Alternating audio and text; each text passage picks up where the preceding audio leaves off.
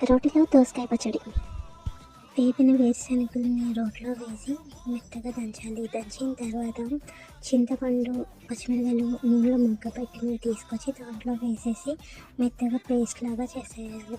మెత్తగా అయిన తర్వాత మనం దాంట్లో కొంచెం ఉప్పు వేసుకొని ఒక 2 దంచులు దంచిన తర్వాత సన్నగా కట్ చేసుకున్న దోసకాయ ముక్కలు దాంట్లో రోట్లో వేసి ఒక 2 దంచులు మాత్రం దంచాలి అంతే.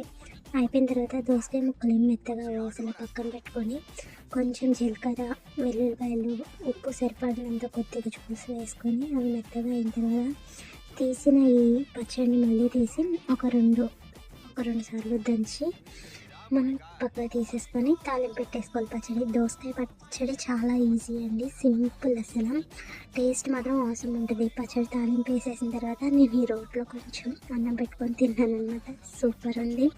వెంటనే రోల్ మాత్రం కడిగేసుకోవాలి. ఇప్పుడు